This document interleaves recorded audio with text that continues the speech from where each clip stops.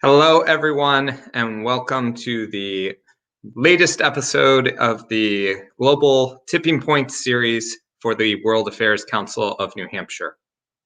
My name is Tim Horgan, and I am the Executive Director of the World Affairs Council here in New Hampshire. And I want to thank everyone who is joining us here today live, as well as those who will be watching the recording of this wonderful event. First off, I want to take a moment to thank our sponsors for this program, our mission partner, Southern New Hampshire University, our program partner, the Lantos Foundation for Human Rights and Justice, as well as Steve and Karen Barndollar, Helen Taft and Peter Bowman, Janet Prince and Peter Berg. Thank you all so much for your help in making these programs possible. Without you and the wonderful support of our members, we would not be able to continue to bring great programs focused on important and vital conversations around international issues. Having said that, the World Affairs Council of New Hampshire is a membership organization, and we are very hopeful that you will join us and help to support our work by becoming a member of the council.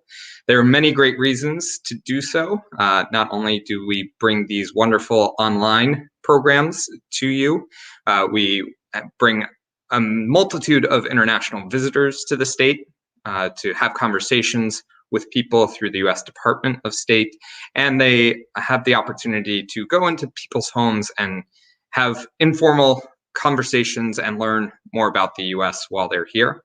We also have a wonderful high school academic World Quest program, which is a global trivia quiz bowl that our two teams from New Hampshire, Pinkerton Academy and Alvern High School, who were our top point getters in the local competition, got to go down to virtually down to Washington, D.C. this year to compete against teams from 45 different states.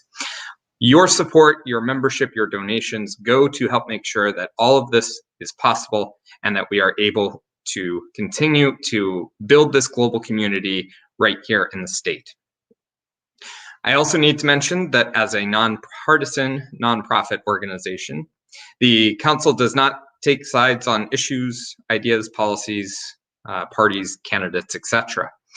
Therefore, the speakers that we have here tonight, who are experts in their field, the opinions and information that they share tonight is that of their own. We, as a council, are here as a platform for discussion, and we hope that you take the information that you learn here today home with you and formulate your own opinions on this wonderful topic of how to hold China accountable for their human rights record. So, real quick, before I turn it over to Dr. Katrina Lantos Swett, I wanted to mention that there are a couple of ways that you can send us your questions here today. First, if you are on our website, we have a Facebook Messenger app embedded in the bottom right-hand corner. You can type your questions in there. If you are watching on our social media channels, you can send us direct messages there. And if you prefer, you can email us at council@wacnh.org. So, without further ado, I would like to bring Dr. Katrina Lantos Swett on and thank her personally for her continuing support of this organization and our efforts. Dr. Swett. To be with you again, and I want to begin by thanking the World Affairs Council of New Hampshire. You do an extraordinary job bringing the world to New Hampshire and bringing New Hampshire to the world, and the Lantos Foundation has been honored and privileged now for some years to partner with the World Affairs Council on a number of important programs. And today I really think we've got an extraordinary panel for our participants, and I know that you're going to find it fascinating. We all know that we're living in a very divided America today, but one thing on which there is quite a bit of unanimity is that the greatest geostrategic challenge facing our country right now is the challenge posed by China. Previous programs and subsequent programs will talk about other dimensions of this challenge, but today we want to focus on the extraordinarily important issue of human rights in China, the deplorable state of human rights in China, and how and if the United States can continue to lead in this arena and can use our historic strength as a global leader in human rights as a way to sort of push back in what is a far-reaching and broad-based ideological, economic, and perhaps military challenge that we are facing with our newest, greatest rival in the world. We are incredibly fortunate today to be joined by three fantastic panelists for our discussion about the state of human rights in China and the challenge that this poses not only to US foreign policy, but more broadly speaking to the entire international human rights project writ large. So I'd like to now take the opportunity to introduce each of our panelists. I'll be introducing them one by one and then asking them to share some opening thoughts before we move to the discussion portion of today's program. So the first panelist that I'll be introducing is Dr. Jianli. I have had the pleasure of knowing and working with Dr. Yang for many years now, and he is somebody who combines an extraordinary intellect with an equally extraordinary heart, and he is one of the people I admire most in the world. Born in China, at a young age, Yang Jianli became disenchanted both with the corruption and the lack of freedom that he saw in communist China. He left the land of his birth to study mathematics in the United States. But in 1989, showing both courage and perhaps a bit of foolhardiness, he returned to join the democracy movement unfolding in Tiananmen Square. Jianli witnessed the massacre of thousands and himself narrowly escaped capture and imprisonment and managed to return to the United States, where he completed his doctorate at Harvard. But unwilling to forget the country of his birth, for which he has great love, in 2002, he returned to China to help the labor movement there develop nonviolent strategies in their struggle for more rights. He was soon arrested and sentenced to 5 years of imprisonment, much of it spent in solitary confinement. Dr. Jianli was finally released in 2007 following an international outcry. And since returning to the United States, he has founded and led the democracy and human rights organization, Citizen Power Initiatives for China. There is so much more to say about this remarkable individual, but I will instead ask him to share his opening thoughts with us now. Jianli.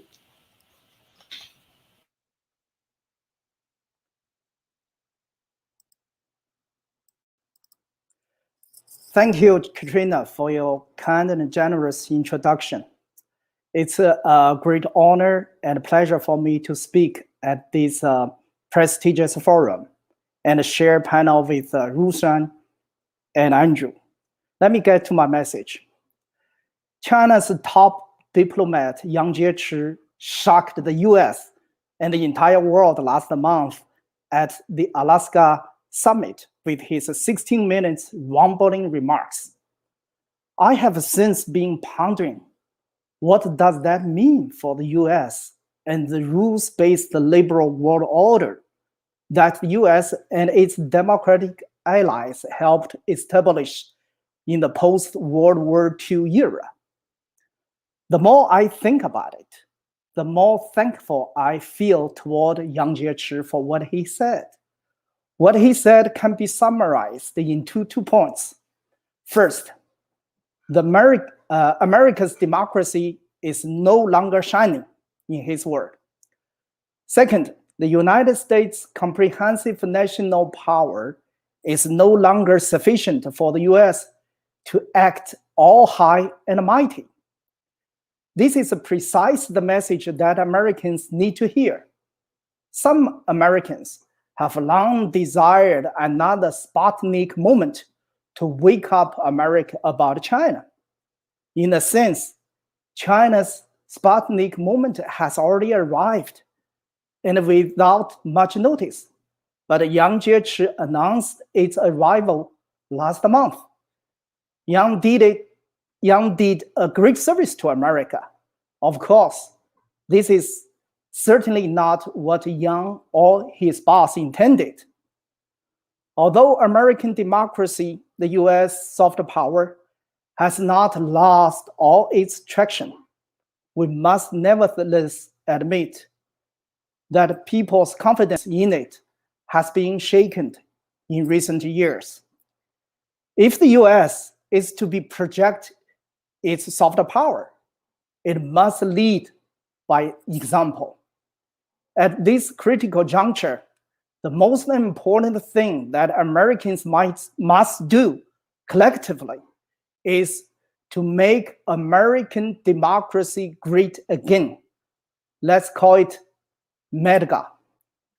It is true that America is still the world's leading economy. America still leads China in many areas, such as space, military, technology, energy, and education. Nevertheless, we must admit that over the past 3 decades, the US has been rapidly declining in the relative terms of economic and political power to China. China has demonstrably become the biggest threat facing America and the liberal world order. The Soviet Sputnik moment changed not only the way the US perceived the Soviet Union, but also the way the US understood its own priorities.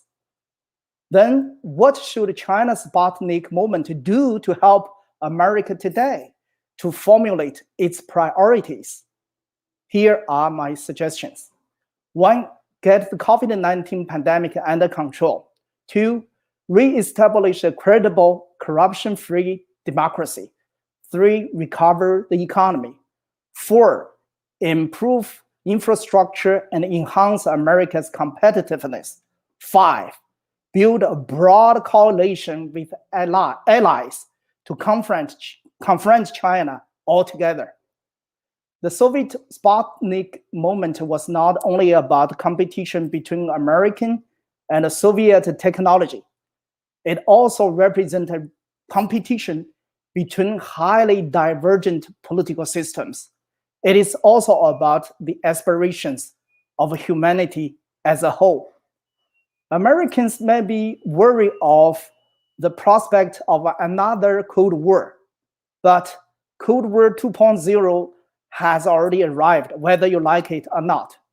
America needs all the help it can get from its allies to confront China.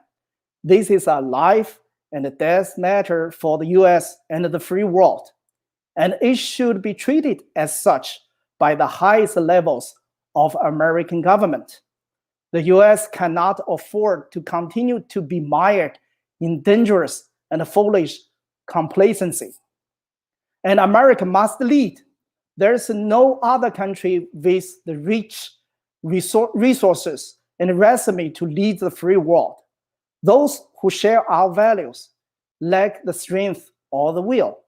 Those that possess the strength and the will do not share our values.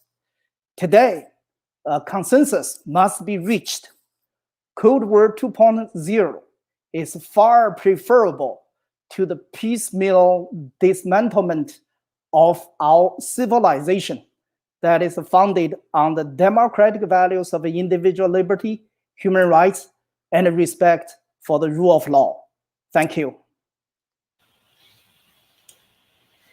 Oh my goodness, thank you so much, Jianli. That is a powerful call to action that you have just issued for us. And I know we have a highly historically literate audience, but I appreciate your referencing the Sputnik moment because at a very different time in our history when the Soviets, back then it was the Soviet Union, sent that first satellite into space, orbiting the world, it was a shocking and in some ways sobering wake-up call for the United States that we faced a real challenge technologically and ideologically. So powerful words to get us started in terms of what you view as China's Sputnik moment at the recent Alaska summit.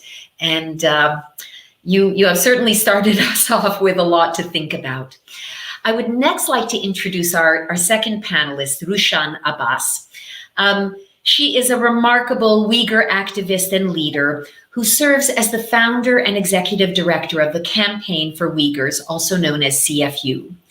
Rushan has been campaigning for the rights of the Uyghur people since the early 1990s, when she was a very young woman. And as you can see, she's still a very young woman. So she was sort of a prodigy young woman back then when she began her human rights advocacy. More recently, in 2018, she organized the One Voice, One Step Uyghur Women's Movement, which culminated in an amazing, huge global demonstration simultaneously in 14 countries, all demanding that the international community take steps to confront China about the concentration camps where over 1 million Uyghurs have been detained under unimaginable circumstances. It would not be an exaggeration to say that Rushan Abbas is one of the handful of brave Davids confronting the Goliath of Chinese power in defense of the rights of the Uyghur people. But her advocacy has come at a steep price.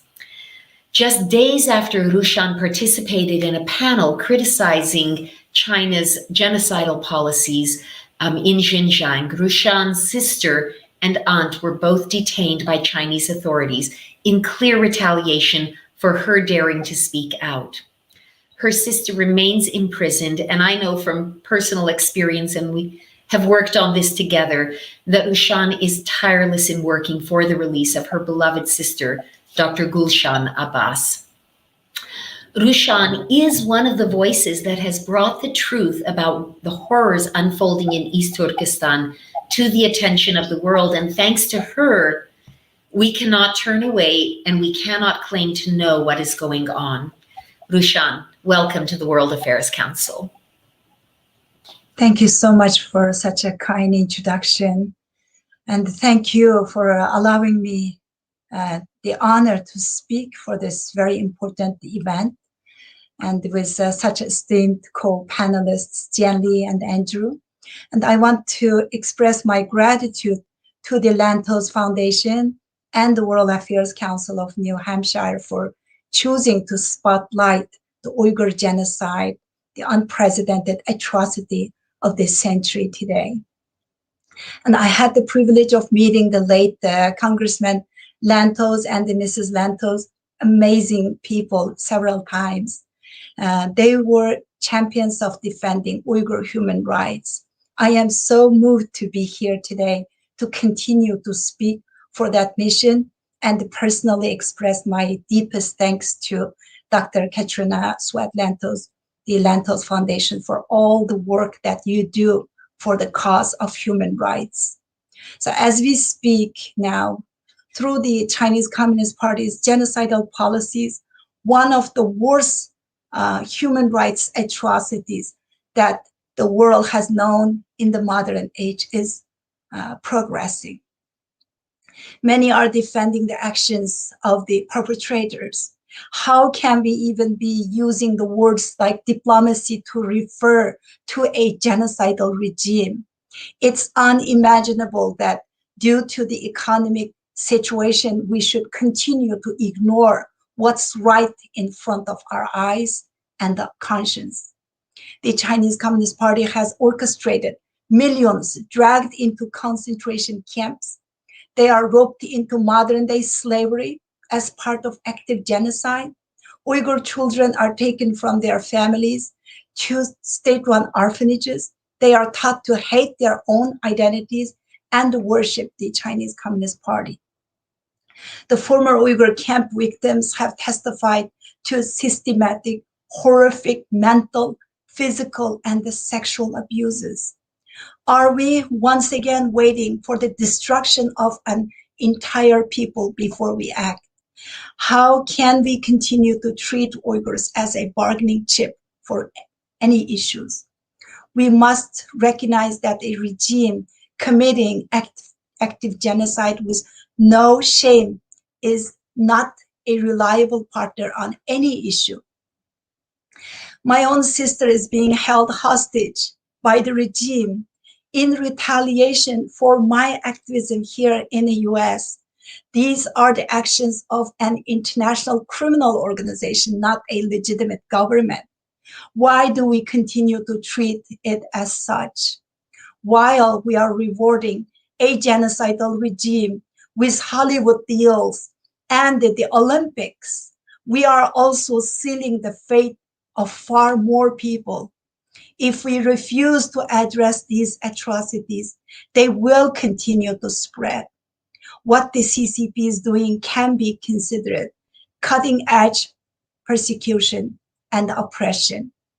These genocidal processes will be replicated by other oppressive dictators and regimes around the world. We are looking at our own dark future if we do not act. We cannot say that we are seeking a more just society while outsourcing human rights abuses. We should not be ignoring something so horrific. It's truly shocking that many continue to use CCP's talking points and they neglect international responsibility. Having never heard of Uyghurs, are assuming that because they are primarily Muslim and the CCP's propaganda, false narratives are true, many fall into the trap of buying China's lies. The international community has already failed the Uyghurs, but we need to make sure it's not too late. We are all complicit in the empire that China is controlling. We must take responsible action as we recognize the areas where we must break the hold of this evil. We cannot betray the conscience of humanity by failing to act. Thank you. Thank you, Rushan, for those incredibly powerful words. And I hope our audience is understanding and feeling, as I do, the passion and the depth of concern that our panelists bring to this topic today. I think the comments of both Jianli and Rushan underscore what is very appalling and deeply troubling to human rights activists. And that's the way the world, to a very significant degree, has given China a pass. We have a regime in power that is engaging in some of the most horrific human rights abuses unfolding in the world today. And yet, because of China's size and its economic throw weight, too much of the world gives them a pass. I would like to now turn to introducing our third guest. You know, Rushan, you kindly referred to my late father, the late Congressman Tom Lantos, and my mother, who thankfully is still alive and lives with me here in New Hampshire. But when I think of our next panelist, Andrew Duncan, I'm reminded of words that my father used to love to quote. He loved the New Hampshire poet, it's a little tip of the hat to my home state, the Granite State, Robert Frost, and the famous lines from his poem, "The woods are lovely, dark, and deep, but I have promises to keep, and miles to go before I sleep, and miles to go before I sleep." I think about those words in connection with Andrew Duncan because he is a tremendously successful Hollywood film producer who could have quite easily lost himself in the lovely, dark, and certainly deep woods of success, wealth, pleasure-seeking that I think is really sort of the life of most of the people in the world that you inhabit. But Andrew felt the call of something far more important and significant. And so for over a decade, he has devoted himself really first and foremost to the cause of democracy and human rights, particularly in China and particularly in Hong Kong. And I think Andrew understands better than most what Rushan referred to, which is that if we are half-hearted in confronting what we see China doing in East Turkestan, in Hong Kong, the follow-on effects and the consequences will be far-reaching and very grave for the world. Andrew brings an amazing passion, a can-do, never-say-die spirit to his advocacy for freedom and democracy that I admire, because I think sometimes those of us in the human rights world can at times perhaps get a little bit downhearted, you know, feel like the task is too big. But Andrew never believes that, and that's one of the reasons why I love him. Andrew saw the danger that was looming on the horizon in Hong Kong long before many of the so-called policy experts understood the full magnitude of the CCP threat there. And Hong Kong, as I say, remains a key focus of Andrew's activism. In terms of the bio, as I mentioned, he is an award-winning film producer. His films include the Oscar-nominated film The Florida Project, as well as the important documentary film Joshua, Teenager versus Superpower, which won the Audience Award at the 2017 Sundance Film Festival. Mr. Duncan played an integral part in the blind Chinese dissident Chen Guangcheng receiving asylum in the United States. And in 2019, he led the peaceful pro-democracy and freedom of speech protest against the NBA for their cowardly capitulation to Beijing. He likewise has played a key role in the passage of the Hong Kong Human Rights and Democracy Act. And before I turn it over to Andrew for his opening remarks, we're going to briefly play for you a clip from his powerful documentary about Joshua Wong titled Teenager versus Superpower. After the clip, we'll go straight to you, Andrew. 各位市民大家好，召集人黃之鋒，而家就呼籲希望大家而家同我哋一齊。In 1997, Hong Kong was handed back to the Chinese by the British. Here you have a Western-bred population being handed back to the communists. Seemed like a real David and Goliath kind of struggle. Joshua is very passionate and he truly cares about Hong Kong and is willing to give everything for it. What we hope to do is just demand freedom of mind and freedom of speech. It's not Hong Kong anymore. The future of Hong Kong should be decided by Hong Kongers. He encouraged normal, ordinary Hong Kong people to care about Hong Kong.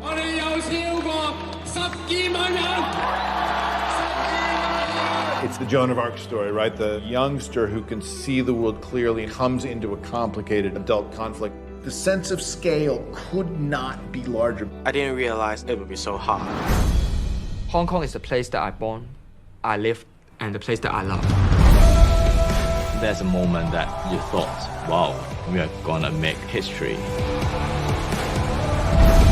Joshua Wong did not do it as a particular political campaign. There was a sense of innocence that made people identify with it. We have the responsibility to protect our hometown.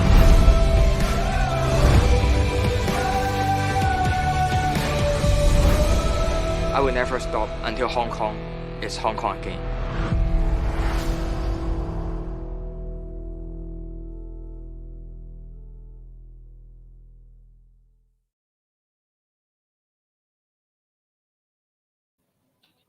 Hi, this is Andrew Duncan. Thank you very much for that kind introduction, Katrina.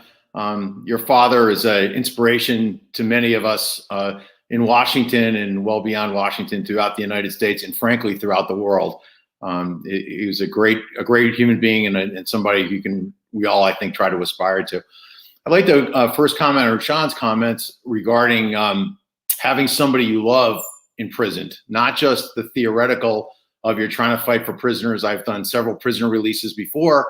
And right now I'm very focused on trying to see what I can do to get some relief for Agnes Chow and for Joshua Wong, both of whom have been nominated for the Nobel Peace Prize. It's very painful when you're reading comments about people that you care and love and can't disassociate yourself personally.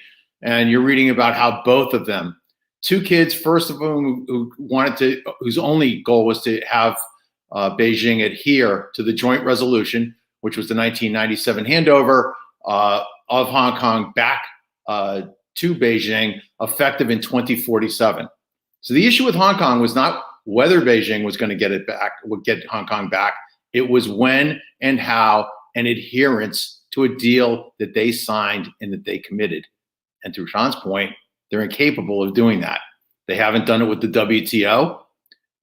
All the best intentions in the 1997, ironically, with Carla Hill, to get that deal done and to get them into the WTO with the thought that capitalism could help the PRC, which it did, but not in a dictatorial form of the way that it's going right now. The United Nations Declaration of Human Rights, China's a signatory to that. They're not adhering to that.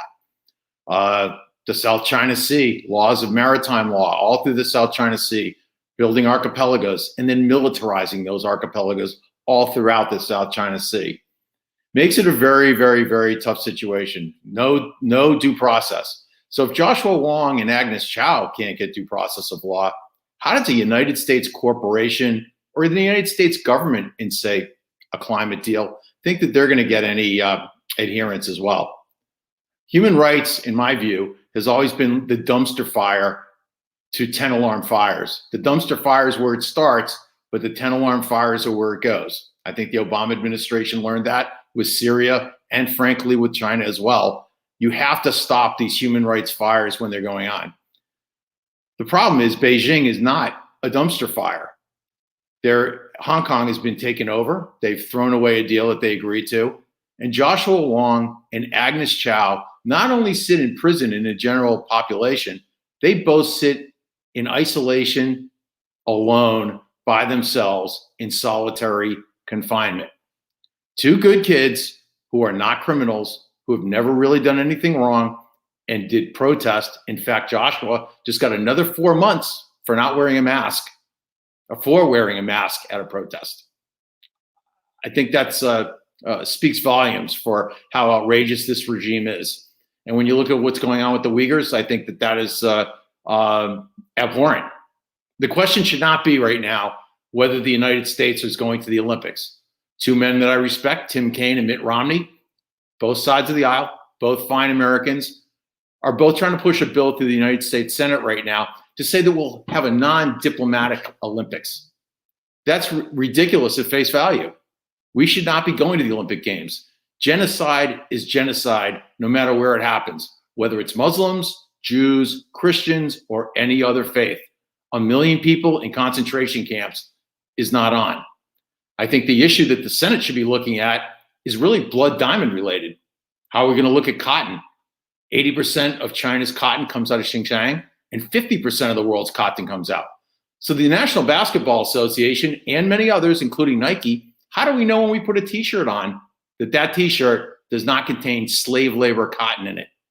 And denying of this is beyond ludicrous. The British government today itself, and in terms of the parliament, has gone ahead and said, yes, there is genocide going on. That is no longer what the debate is. So part of this test is a test of due process of law, and it comes back to the United States. What are our values? I was a big free market person, and I still believe in free markets, but there are no such thing as totally free markets. And the fact that it's being accommodated, that the CEO of Boeing, for example, said that we need to separate human rights from business, that's not happening anymore. I think that that ship has sailed and it's no longer going to occur. The question should be asked, what is the United States government doing? Certainly working hard to get Navalny out and many others, but what are they doing to get Joshua Wong and Agnes Chow out?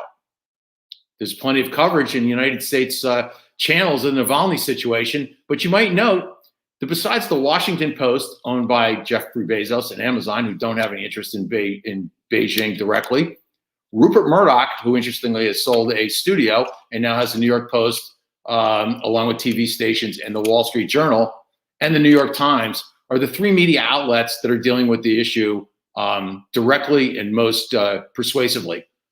But if you look at ABC, owned by Disney, ESPN, the NBA, you look at Comcast, Universal, who owns NBC and MSNBC, and you look at Viacom and distribution that's required for Paramount, for CBS. They all have conflicted interests with their media overlords right now, and that's a big problem. The American public are not being told the truth by broadcast television networks in full, and I think that needs to change. Thank you. Wow. Well, I want to thank all of you, and I'd like to bring up all of our panelists now as we move to sort of the discussion portion. The three of you have done a phenomenal job, and honestly a very challenging job of setting up our discussion today, because none of you are shrinking violets when it comes to really confronting the extent and the massive nature of China's human rights abuses, as well as the massive nature of its broader challenge to U.S. diplomacy. So I'm going to start actually with a question that I hadn't circulated previously, but it sort of is prompted by Andrew naming off a number of major US corporate entities, whether in the media or elsewhere. And the question I want to throw out to you is, at a time when we see many major US corporations choosing to weigh in on some of the very profound social justice conversations, important social justice conversations that are taking place domestically here in our country, do you believe that there is any chance we will see a similar willingness to lean in and to show some backbone and to show some courage when it comes to taking on the outrageous human rights abuses by a government and a country that they are deeply engaged in business with? And how can we call out that hypocrisy? I'll maybe ask you to go first, Jianli, but I'd like each of you to weigh in on that, because a lot of people have noted there's some serious hypocrisy going on here, and it needs to be called out. Yeah, I'm glad to see so many companies in this country are willing. Actually, they are taking part in the social justice debate in this country, which is good, as I said in my opening remarks. And most important thing for Americans to do at this critical juncture is to make American democracy great again. So they are making their effort. But the question is, now China is not in China, actually in everybody's living room. It's an elephant in everybody's living room and behave badly. But why so many companies just look the other way? So this is the question we must ask. Now, it has been like this for many, many years, but I do think we should come together to find a way to get the US companies and other international corporations to come to the debate. What should be the good behavior of the companies when it comes to human rights? And I don't think words itself can help much. We have to find measures.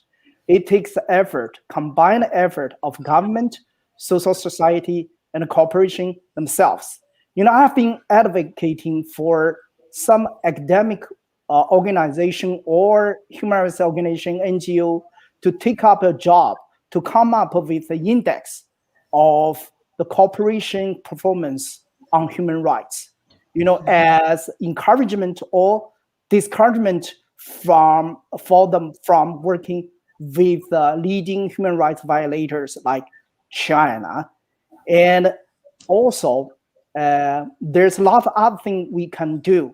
And it takes a lot of effort for us to educate the general public here, and also the government policy to make, to enhance America's competitiveness, so that our companies will not rely so much on China's market.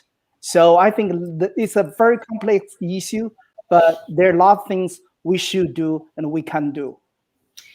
Rushan, what about the issue that Andrew raised of this genocide cotton, and how much of the cotton used in our country and in the world comes from a region where China's in the midst of perpetrating genocide against your people?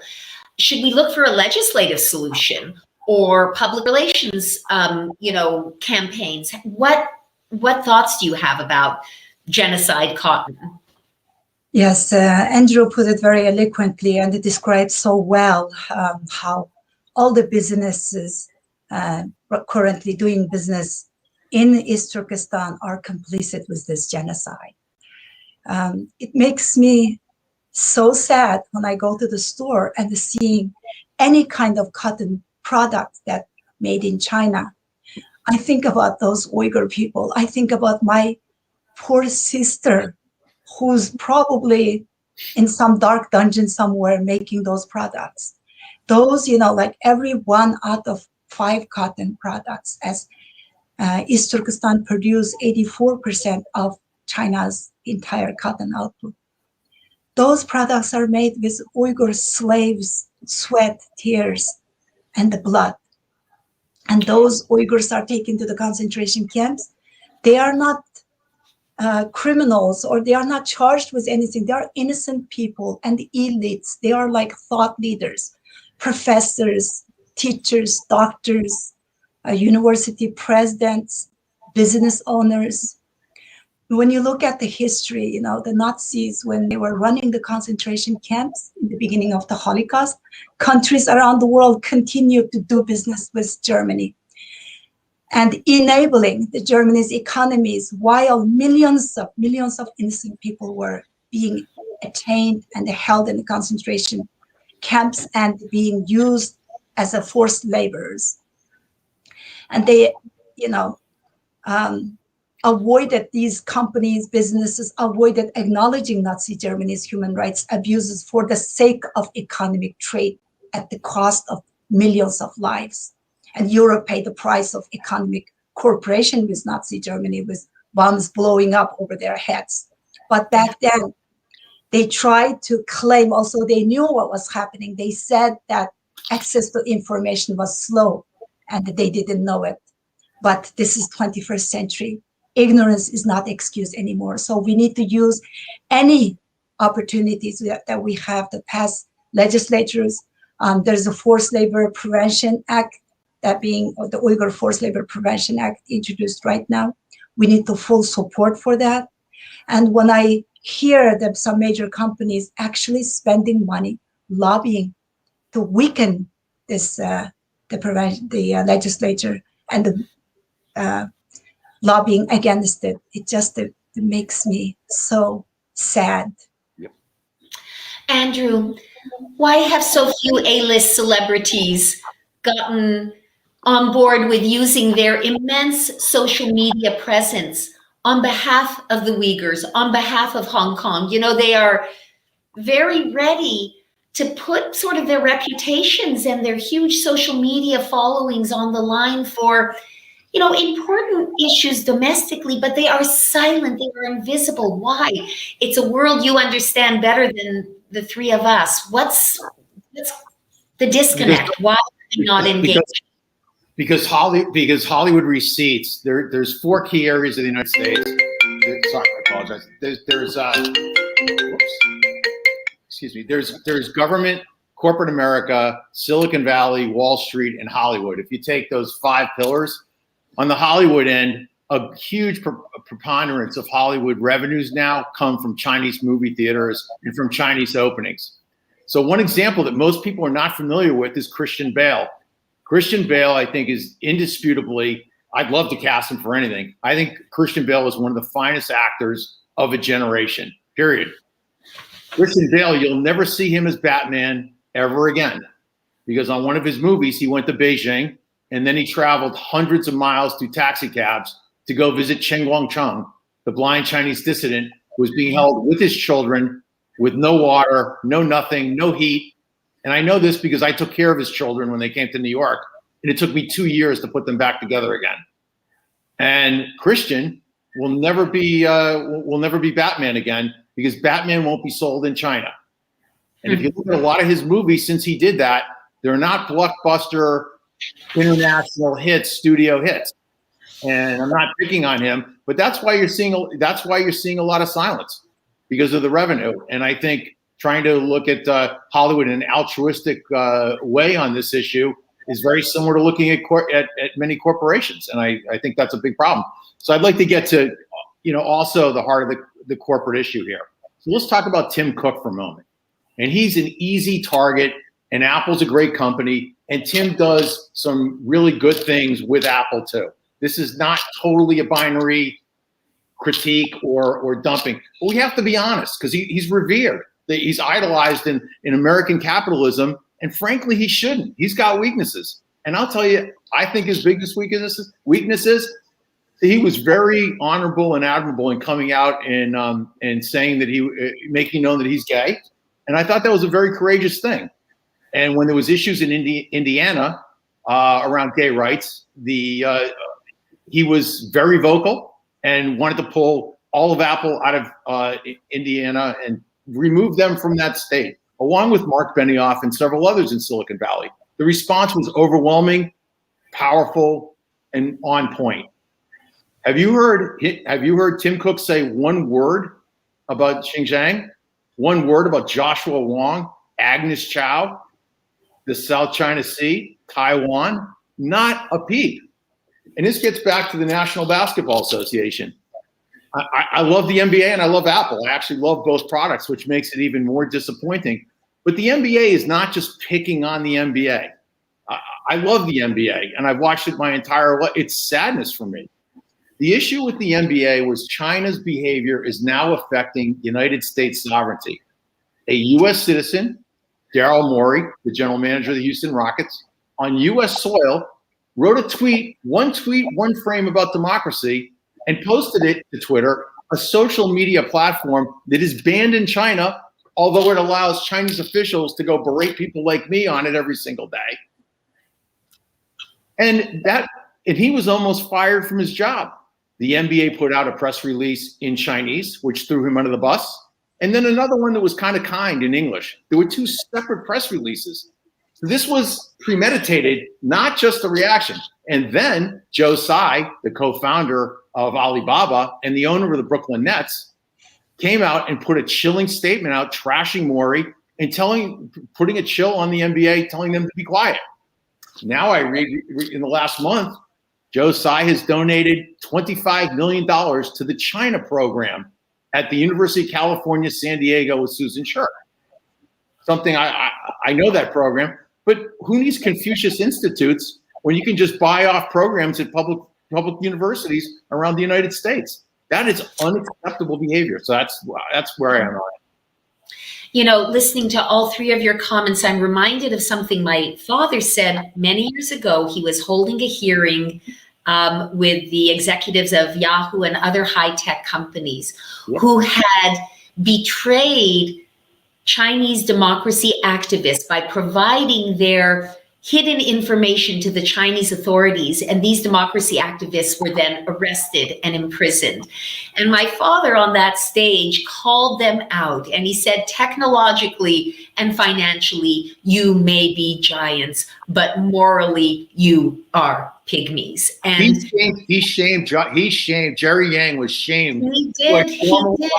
That's a fact. And honestly, we need more shaming of this morally bankrupt behavior by some of the most powerful, wealthy, and influential corporations and voices in the world. And you have all made that very clear in your comments. But Katrina, could I make one more point, Katrina? Yes.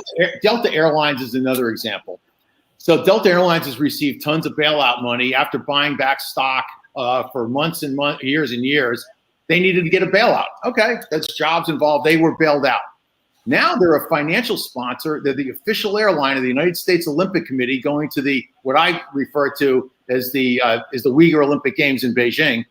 And they're the official airline. They're based in Atlanta, Georgia, hometown of Martin Luther King. And it's interesting because Joshua actually put out a tweet last year saying, you know, Martin Luther King, the whole thing is don't not say anything. You're complicit if you don't say anything.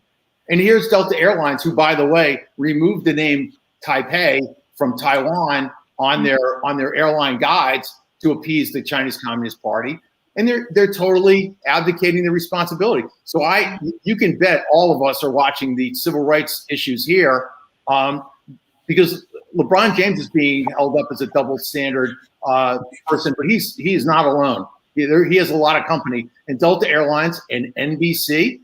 Where's the NBC coverage of any of the weird stuff at all? It's non-existent. I want to move on to a couple of other issues, and I think I want to first ask you, Rushan, and maybe Jianli, you can weigh in on this as well, because we at the Lantos Foundation have been very, very active on the issue of internet freedom. We actually consider it to be, in many ways, a very key frontier in human rights, because from our perspective, China, with the Great Firewall of China, has successfully imprisoned a nation of over 1 billion people behind a digital iron curtain.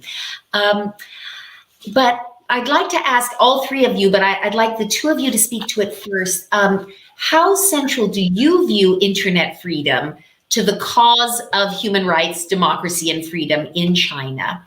And Rushan, I'd like to know in particular, how aware do you think people are in China, outside of East Turkestan, outside of Xinjiang, of what is going on? How much knowledge is there? And if there is knowledge, how concerned are they? Is there any sense of solidarity, you think, with the broader Chinese community as to what's happening to the Uyghur people? So if the two of you could talk about internet freedom, are people in China aware of what's happening in Hong Kong, in Xinjiang, and do they care?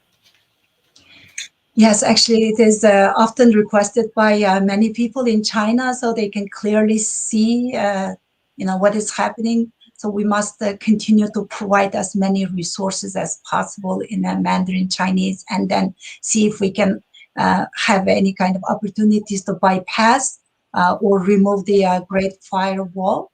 More than anything, that we hear from sympathetic mainland Chinese residents, if only people knew what's happening to Uyghur people. So you don't think they know what's going on in Xinjiang, you think is not widely known throughout the rest of China? I believe that there is a level of awareness among the Chinese population, but however, most people are unwilling to act for some support the ultra-nationalism from the Chinese Communist Party, and some of them actually do believe the false narratives and the disinformation spread to dehumanize the Uyghur people and stigmatize their ethnic and their religious identities. So most have not, also, they have not experienced democracy and do not have a strong concept of human rights, having grown up with this totalitarian system. So while there are many people who would desire to raise their voices, and they may have empathy for Uyghurs, but most will choose silence because of the repercussions from the Chinese regime. If they can do something to my sister who's living over there for my activism here in America, they are afraid that their families or friends will suffer from the retribution if they choose to engage in confronting the Chinese Communist regime. Yeah. Jianli, thank you. Internet freedom first. Internet freedom is an extremely important issue. I'm so thankful to you and your organization, Katrina, for the many years' effort trying to bring resources together to tear down the Great Firewall of China. When Xi Jinping came to power, the first thing actually he did was to crack down on internet opinion leaders and bloggers to, in his own word, regain ideological commanding height.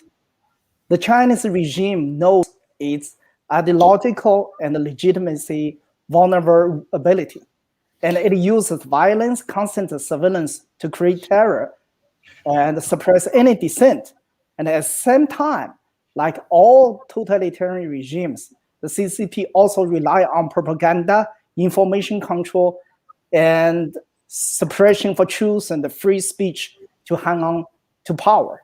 In the past few years, the CCP has successfully built a digital dictatorship, a multidimensional total population control system.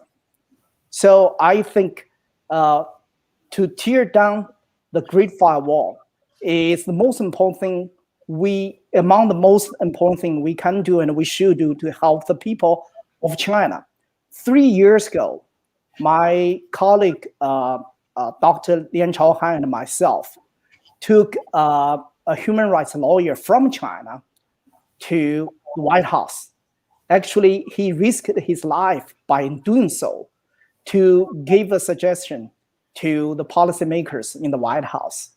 His suggestion is, if the US can do only one thing to help the people of China, that is to help them tear down the Great Firewall.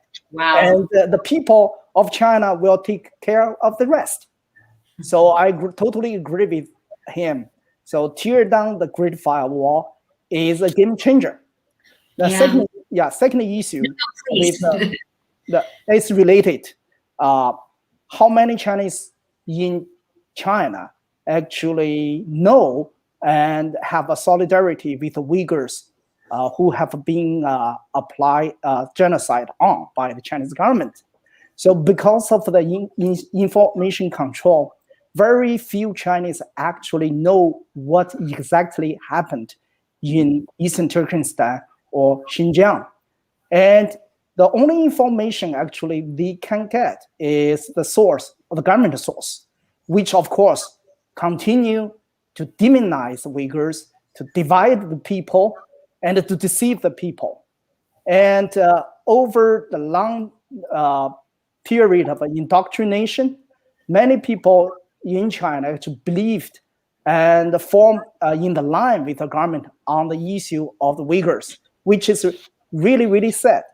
But recently, Clubhouse open forums for people to discuss. But I'm very encouraged by the fact that many young people in China try to get on the forum to learn what actually happened in Xinjiang. They learn. But their first reaction upon hearing these stories is disbelief. Disbelief. So how can you believe? You know, I think many people here in this country, when they first heard the story, the first reaction was disbelief. How can you believe? There's still concentration camps in 21st century, which we evolved more than 70 years ago, never again. And the genocide on Uyghurs. So this kind of thing is unbelievable. So the Chinese people just cannot believe it. So my organization has a Chinese language publication online. We, from time to time, feature articles about the situation in Xinjiang, and we get some writers in China to write about it. I tell you, the number of the people who care, is very small, but the good news is growing. Thank you. Yeah.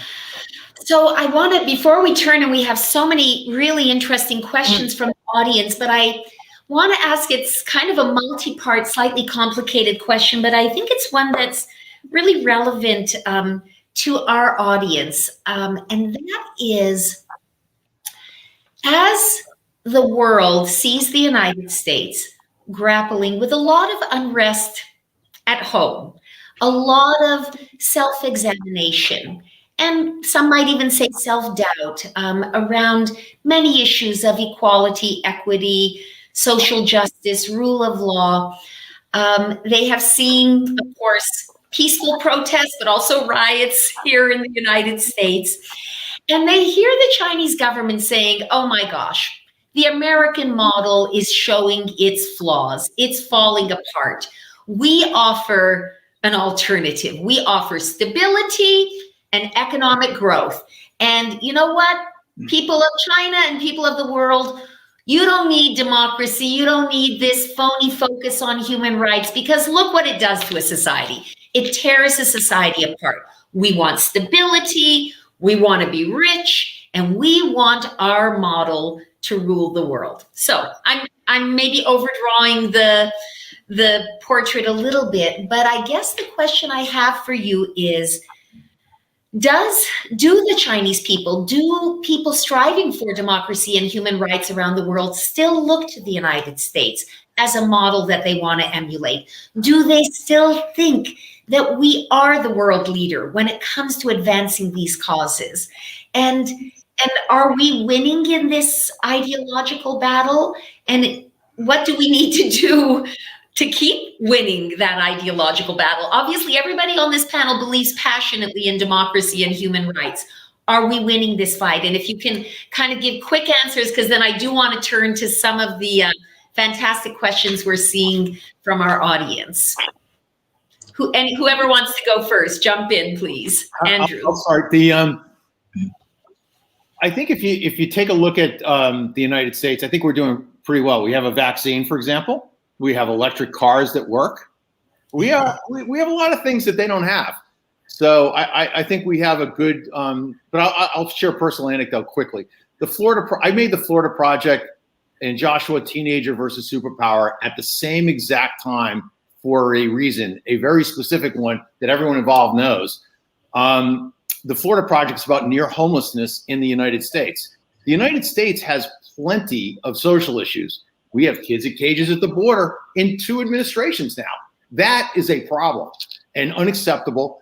But here's the difference. Like Andy Grove used to say, only the paranoid survive. America has an inherent paranoia of we're not good enough. We better get better. We're always running scared, and it works to our benefit.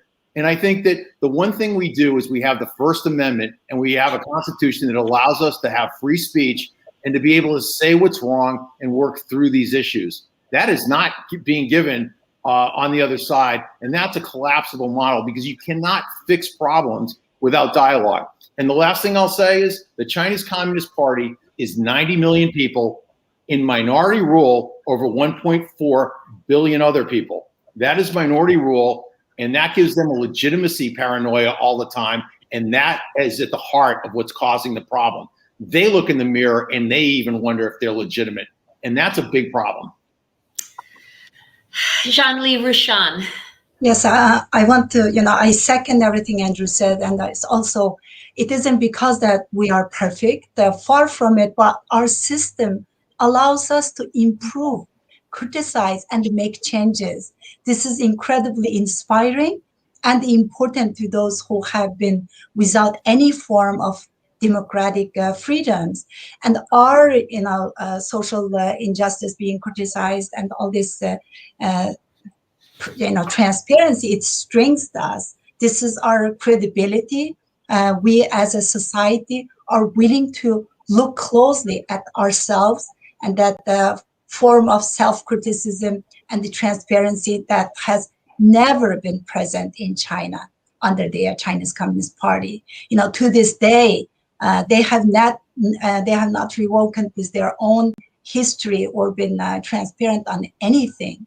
One need to only look at the brutal crackdowns on the students in Tiananmen Square and the Urumqi massacre in 2009 to know the truth of impossibility of reform. Jianli, quickly on that question, please. Thank you. Yes, American democracy has not lost all its traction, but in recent years, its image has been hurt. For many reasons, I don't have time to elaborate. But one thing I want to let you know, because the poor performance in responding to pandemic in the first stage in US, I'm not talking China, we're talking about US.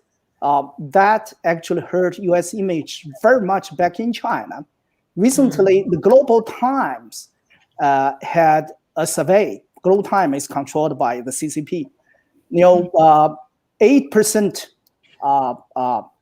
Chinese young people now said they look up to US. 41 said look down, and 48% of the respondents said they would look US as equal. So I think this is an alarming call. So we have to fix our democracy here as one of the most important things we must do. We firmly believe democracy still is the things we believe, and human rights and the desire for freedom is intrinsic and universal. I tell you the two facts you all know, we still pretty good. And many people in China, when they got persecuted, the first thing they think is come to find somebody in US to tell their story. They try to seek help from US, from society, from civil society and the government for help.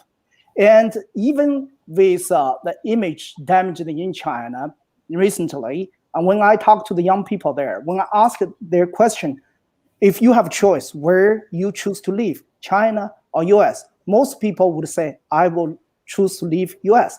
I ask why, they say freedom. So freedom is advantage. We must be believing in it.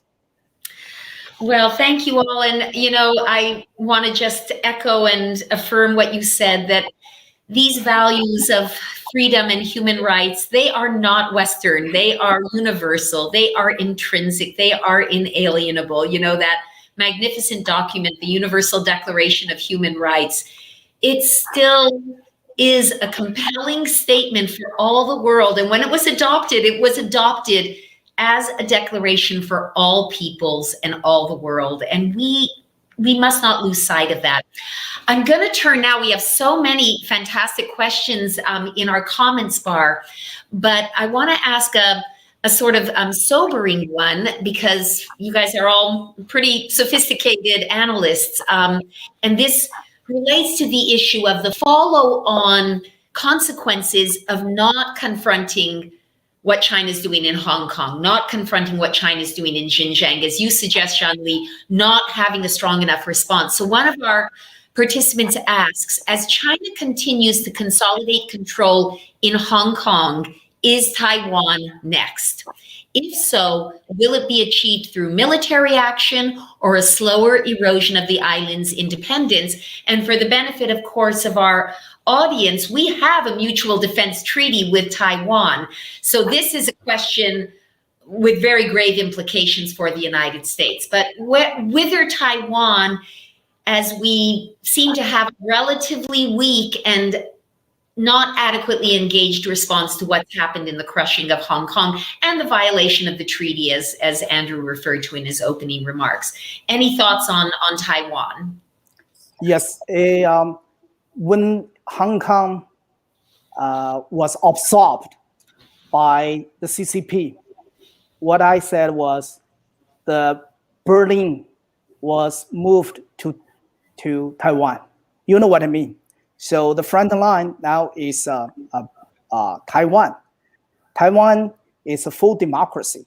They share our values, number one. Number two, it has a tremendous strategic value for the security of this country and international order.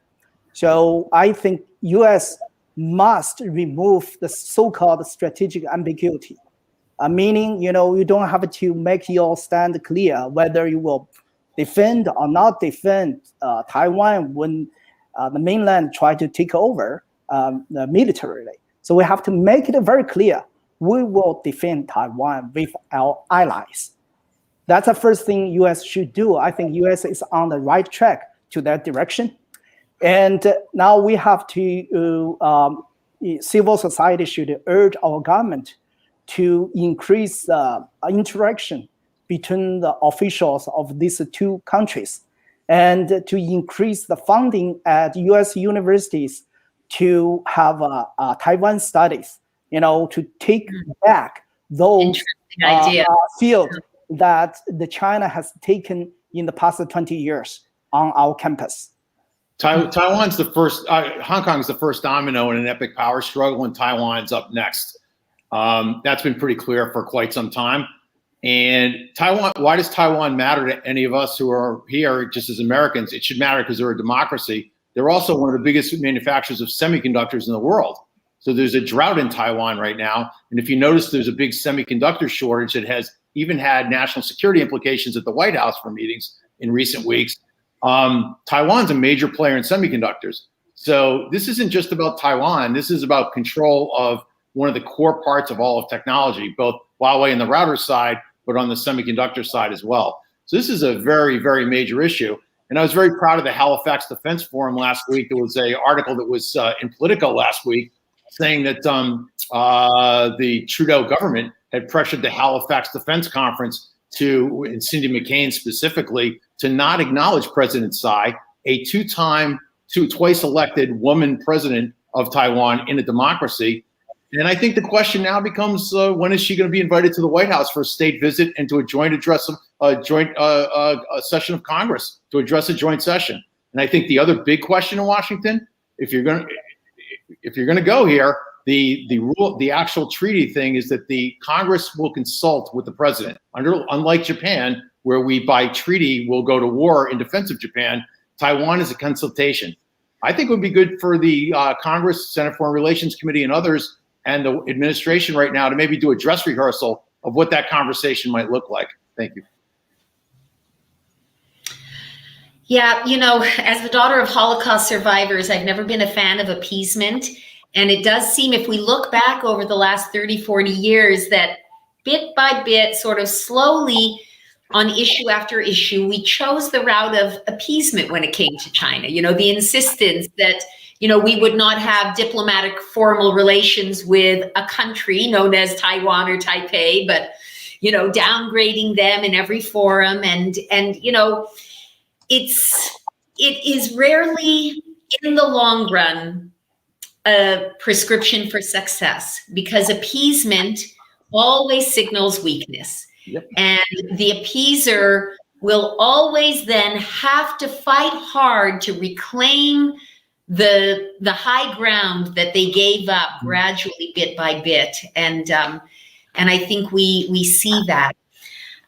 In terms, I want to ask, there are a lot of, as I say, so many excellent questions. One of them says, as I refer to China's social media bots, it seems they are active in attacking you specifically, Rushan. How does this affect you? And how can someone like you push back against it? So this is a questioner asking how you, as a forward-leaning, visible activist on behalf of the Uyghurs, deal with the way that you are subject to social media attacks by sort of the Chinese bots.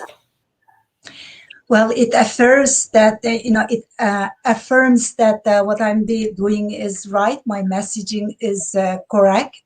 And it's, when we are speaking the truth, it's hitting the target. And many people are trying to dehumanize me, attack me personally, to discredit me and discredit my work. But this is nothing new. Right after they abducted my sister, the Global Times Network actually released an article claiming that I am spreading rumors about my missing relatives, and I'm making up my missing sister while I steal other people's photos. Well, if you look at the internet, all of my pictures, I'm holding my sister Rushan Abbas's photo. So I have to just keep doing what I'm doing. Seems like China is the Communist Party is being threatened by me telling the world the truth about China's genocidal crimes against the Uyghurs. But it frustrates sometimes when I see a lot of people are attacking on social media, especially repeating the CCP's talking points. And also there is a documentary about my journey of advocating for Uyghur people. The documentary name is In Search of My Sister. And it saddens me when many platforms, including the human rights documentary festivals, are declining, accepting this documentary to display. Shame on them. Shame on them. They should hang their heads in shame. But, you know, Rushan, you need to, in my opinion, view these attacks as a badge of honor, because that's really what it is. Hey, Katrina, may I add something to that? They're having Facebook's actually taking ads from the Chinese Communist Party regarding this issue. They're making money off this, their shareholders. That's a fact. Another point, there's an Australian researcher, a woman who's been doing research on the Uyghurs, and they said she's a sex-crazed drug addict. And I found that pretty rich because she's not. And second, she's an intellectual. Secondarily, I found that very rich in light of the fact that fentanyl, a drug that is killing United States citizens on a daily basis all over the place, is coming directly from China under the complete knowledge of the Chinese Communist Party, and that's going unabated and unchallenged as well. So there you go. One of our questioners asks, and I think this is a really important one, because, you know, when you talk with anybody, any foreign policy experts, diplomats, you know, they say, look, we have to deal with China. There's climate change. There are all sorts of issues. We have to engage with China. And I think all of us recognize that to some degree that's true, particularly given the fact that economically now the world is so intertwined. But one of our questioners asks, how can we trust that China will live up to any international commitments when we have seen them time and time again trash their international commitments? The Hong Kong Treaty is probably one of the most stunning examples, but by no means the only one. So, how do we wrestle with that dilemma of needing, on the one hand, to deal with China? And in that regard, I would like to know from each of you sort of just a quick answer. Do you consider China to be already a peer superpower or only a near peer? Is China already sort of at an equal level with the United States in terms of superpower status, or do we still have the advantage, and for how long? So that's kind of two questions in one. Maybe Jianli, why don't you go first? Yes, China is not quite a peer yet, but it is catching up very rapidly. And if we only look at the monetary resources that in the hands of a government, then the CCP government maybe is more powerful than any government on earth, including the US government. The GDP of China is 70% of GDP of US. But the CCP regime, the tax rate is 65%. And while US is maybe 30, if this is elementary school mathematics, now the cash in the government hands in the CCP is much, much larger than what in the US government. Number one. Number two, because of the repression and the information control and all the things that we know about, the people of China can endure much, much more hardship than people America do. That actually gives the Chinese government tremendous power dealing and flexibility dealing with the US and the international community. But China is still backward in many, many areas, as I said in my opening remarks. But I think most advantage of this country we have is the freedom, is our soft power. We have to take it very, very seriously. So, in the long run, no matter what China tries to catch up, if it does not change the nature of the governance, I don't think they will be sustainable. So in the long run, I think we will win. But if we want to win, we have to do the right things. As I suggested in my opening remarks, we cannot continue our appeasement policy toward China for too long. We believe to cooperate and trade to change. Now, the strategy is to confront and compete to change. So that is what I called Cold War 2.0. Yeah. Mm-hmm.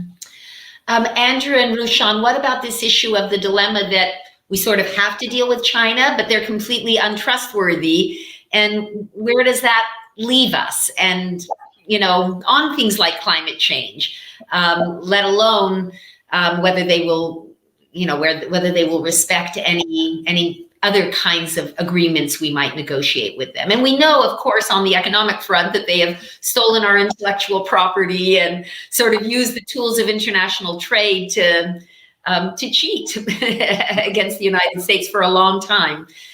And John Kerry's had a distinguished career, and he's been to my home before, and he's somebody on a personal level who's a really thoughtful person to speak to. I haven't spoken to him in a while, but he's a thoughtful person. So once again, this is not an absolute game with people as it was with Tim Cook.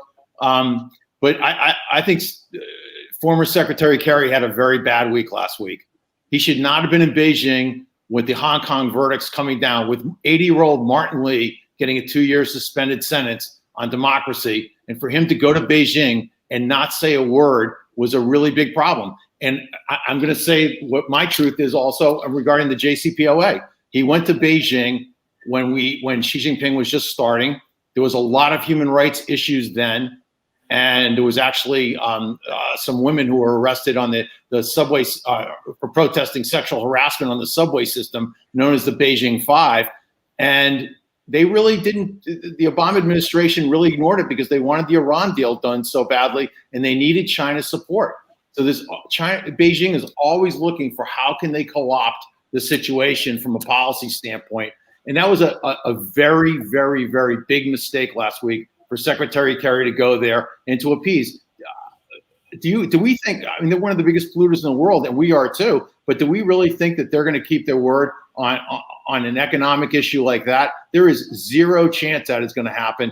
And the only reason they're doing it is for domestic consumption, because Beijing is either in sandstorms or in a highly polluted situation a lot of the time. So I think that the Xi Jinping participation today was strictly for internal consumption within the People's Republic of China. Thank you. Yeah, Katrina, can I follow up with this question? Yes, and then Rushan, yes. Yeah, I published together with a friend, Aaron Road, an article on the Hill this morning. The title is "For China, a Summit to Neutralize the Criticism, Not Carbon." So we are talking about the summit, which is happening now, in which I quote what I said, one paragraph. While Biden hopes to compartmentalize the issue of climate change, cooperating with China in this area while confronting, containing, and competing with China in other areas. In effect, the issues are being solidly linked. Pressure to respect the fundamental human rights will be relieved in order to obtain largely empty environmental promises from China. Yeah. So I can understand why the Biden administration needs to cooperate with China. Actually, a matter of fact, any country on this issue, which is an important issue. But when it comes to cooperation, I do have a few caveats offer.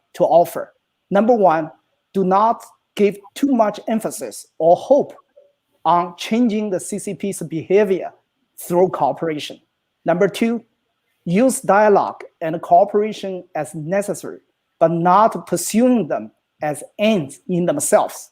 Number three, always come up with enforcement mechanisms, whatever you sign with China, and also punishment mechanism. You don't trust them, but you have to cooperate. So you must have enforcement mechanisms put in place. Number four, not to be held hostage for concessions on other core issues. This is a caveat I offer on this issue.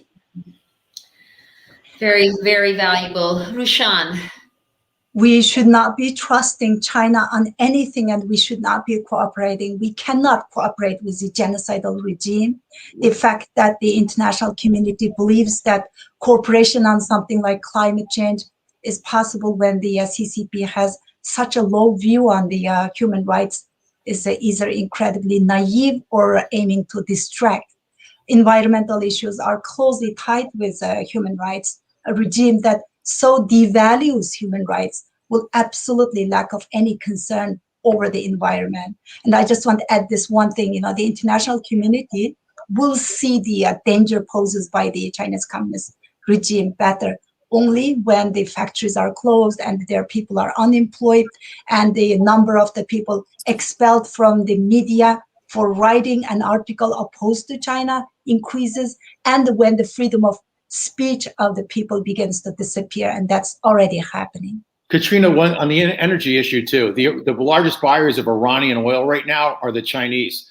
So they're buying sanctioned oil at a massive discount right now, which means corporate America, anyone manufacturing, is competing at an unfair cost basis. Artificially low energy costs and slave labor is what we're up against. That's an unfair economic model to be able to compete against, A.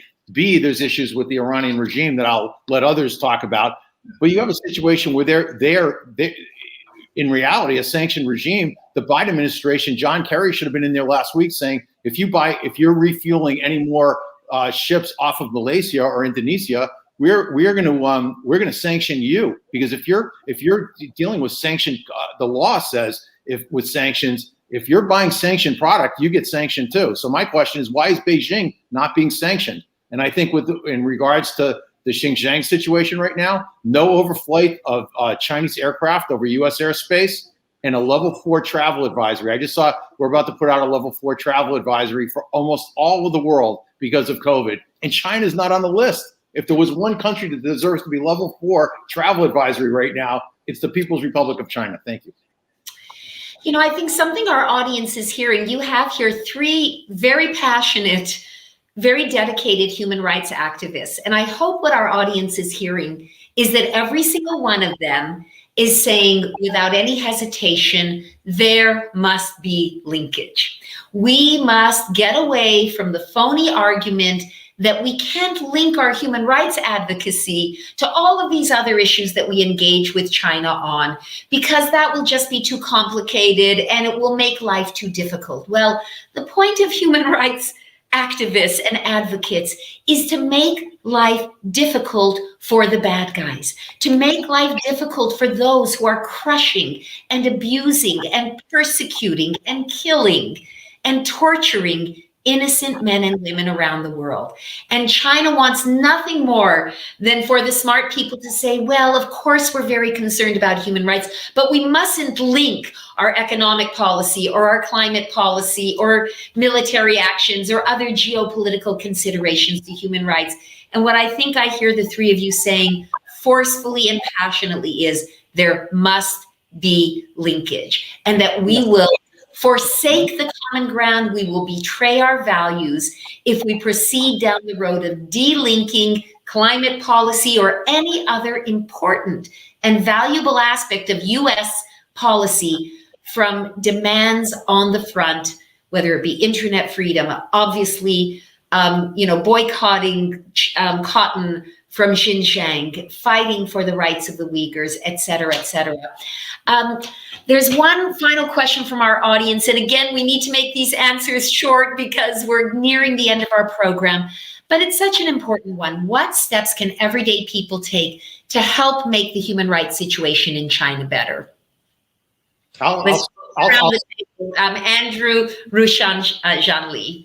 I'll start with one in the United States, is to pay attention to what corporations are saying, but specifically if you're a public employee or a private one with your pension fund, look and find out where your pension fund funds are being co-invested in Wall Street, because these pension funds are co-investing with an organization called CIC, the Chinese Investment Corporation, which is $1 trillion sovereign wealth fund. And they're co-investing with these people, and they don't know. And I think Wall Street has to be held to account. But what common people can do is check on your pension fund how that money's being invested, and get the pension fund rules changed that you cannot co-invest with your pension fund money, your hard-earned pension fund money, with people that are running concentration camps. Thanks. Rushan.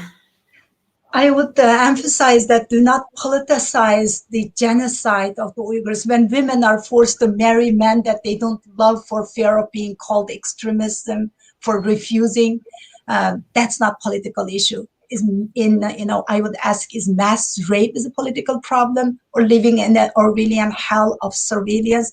Forced abortions is a political issue. Being forced to take birth controls and lose any choice for your own body, is that a political issue? So being, creating this as a political issue, that's hurting. So this is a bipartisan humanitarian issue. And it's a test for conscience of humanity, and we should not be failing it. Thank you. Thank you. Jianli. Just one sentence. Tell your representatives what the right China policy must be. Well, I want to thank all 3 of you. This has really been powerful. And I think one of the things I'm most grateful for is kind of the strength and toughness that each of you have shown.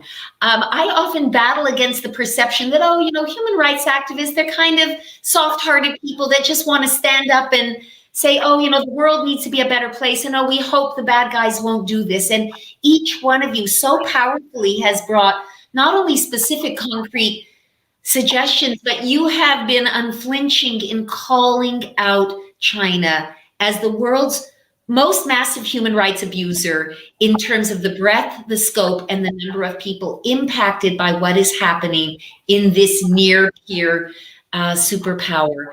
I am encouraged. I'm actually strengthened by this conversation. I hope the same is true for our audience. And I'm also strengthened by the conviction expressed by all three of you that the United States, for all of our shortcomings, for all of the ways that we need to do better, is still a place to which the world turns for leadership.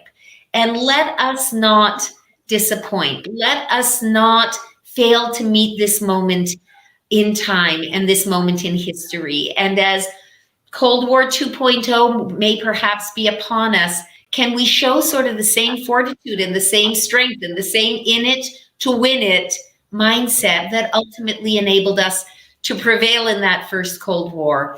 I think our time is at an end, so I want to thank each of you. You are brilliant and passionate, and I love each one of you. I want to thank our audience. I wish we had time to get to more of your questions. And I want to finally thank the World Affairs Council of New Hampshire for sponsoring this tremendous program and allowing the Lantos Foundation to partner with you.